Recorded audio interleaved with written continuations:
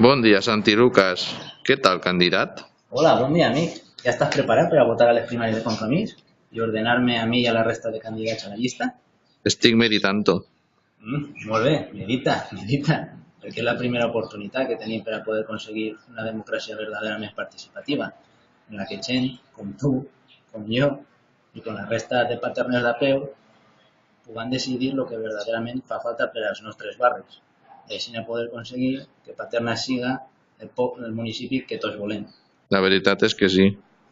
Pues ya sabes, si no votes per internet des del dia 28 al dia 30, se ven el dissabte 31 en la seu de Compromís, allà al costat de la iglesia.